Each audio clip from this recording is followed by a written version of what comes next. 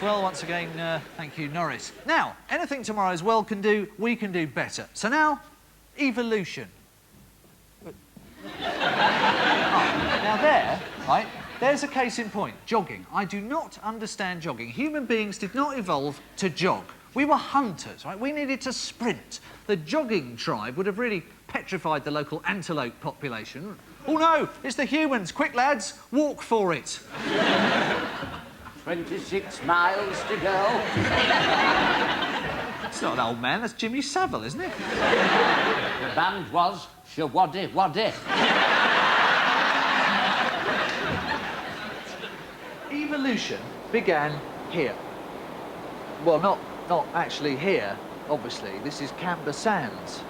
Although there are primitive life forms here, mostly hanging around the slot machine arcade. But evolution began here in the sense that all life started in the sea. Now, at some point, millions and millions of years ago, we decided to come ashore and start living on land. And what must we have been like that very first day that we came ashore? We must have basically been codman. The problems of dwelling on dry land must have become obvious almost immediately. Eventually, of course, codman learnt how to survive on dry land and even how to hunt. 25 miles to go! From codman to caveman. Now, nobody actually knows what cavemen were really like, but the ones in the movies, they always seem to love touching things. In this way, cavemen found out what they could and couldn't eat. For example, we discovered that we could drink other mammals' milk as well as our own, which means that someone, at some point in history, must have been the first person to think, ooh, that thing over there, I'm a bit thirsty. I wonder. Ooh. Also, lovely. Milky, milky. From caveman to human. Most people nowadays accept that the theory of evolution is correct, but it does leave a lot of questions unanswered. For example, why do we have hair? There's no point to hair, unless you want to be in wash and go commercials for a living. And apart from anything else, it grows in all the wrong places. Men, for example, have to spend every morning scraping the bloody stuff off their face, then the rest of the day panicking in case it's disappearing from the top of their head. That's why a lot of bald men grow beards, you know. It's like they're saying, I still have hair, you know, I still have it, it's just that I've made a decision to grow it down here.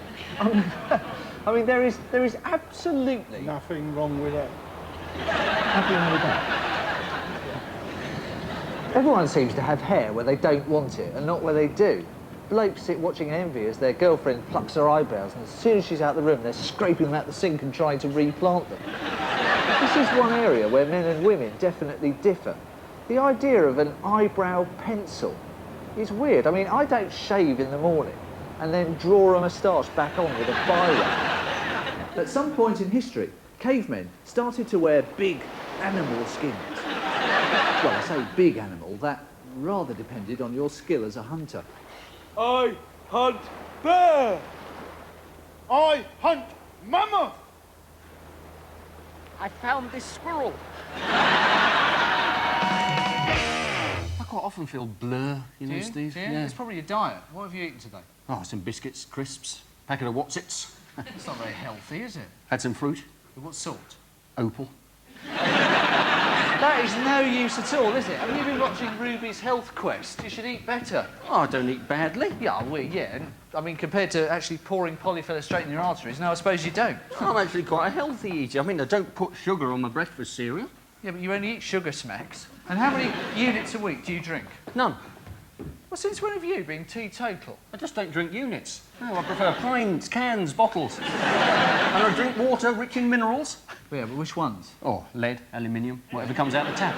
Yeah. You see, the thing is, right, what you really need is fibre, right? I mean, you can have burgers, sausages, stuff like that, but you've got to have vegetables with it, you know, salad, coleslaw, sweet corn. Oh, I hate sweet corn. No, it's completely indigestible. You eat a tin of sweet corn, it comes out as corn on the cob. I'm sorry, I could not eat like you. I have to have everything fresh, you know, check the sell-by dates. Oh, I think people make far too much fuss nowadays. You know, my mother reckons that all you need is a quick sniff and a bit of common sense to tell if something's off. She'll happily eat sausages that are 3 weeks past their sell-by date. Yeah, but parents are like that, aren't they? How is your mum? She's in hospital. Stomach trouble. Yeah, well, there you are then, see? There you are then. You should eat more healthily. Yeah. Well, I think the secret is to eat just one type of food. I mean, look at the animals, you see. Cows eat grass, whales eat plankton, leopards eat zebras. None of them ever ask for a side order of potato skins. No, it's true. It's obviously nature's way. So from now on, I'm just going to eat one thing as well. What are you going to eat? Hobnobs. Oh, excuse me. I'm sorry, Hugh, but I think now we can go over live to Westminster, where we are expecting a statement from the Minister. I have a short statement I wish to make. It was all a mistake. On returning to my office in the Commons, I was given a message from a girl that Sue called. I was then given a massage and a call girl too. The call girl who called was not called Sue, but Suzanne. However, my wife Anne confused her with a call girl called Sandra Sawyer, who I once sued for slander. If the girl called Sue, Suzanne, and Anne sues the call girl Suzanne, and Sandra Suzanne and Suzanne, I shall call my lawyer, Mr. Fryer of Fryer, Frere and Mayer, and he will call Sandra Sawyer's lawyers and sue her for slander. Her chances are slender. My lawyer will elicit her illicit and explicit exploits. He will expertly exploit those exploits, for I am not about to become the fall guys or the tall tales of a telltale call girl called Suzanne, who sues and tells. I've never met Susan Tells or Sandra Sawyer, and neither has my lawyer or my wife. Indeed, either of my wives. The entire affair is shrouded in mist. Indeed, an ever bigger mist, although I am not a bigger mist. I've never seen a bigger mess. I must buy my wife a bigger dress. I must have redress. Sandra never wore a dress. I have no idea of her address. I have nothing further to say. I shall definitely not be resigning. I resign.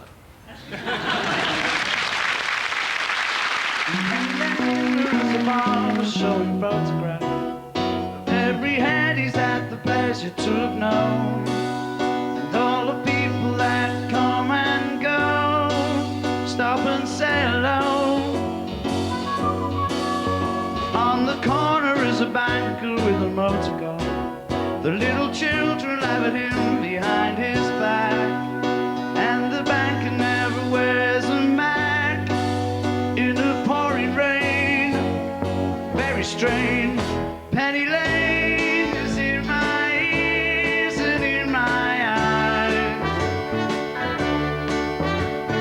There beneath the blue suburban skies, I sit and meanwhile back in Penny Lane there is a fireman with an hourglass, and in his pocket is a portrait of the Queen. He likes to keep his fire engine clean. It's a clean machine. Oh, yeah.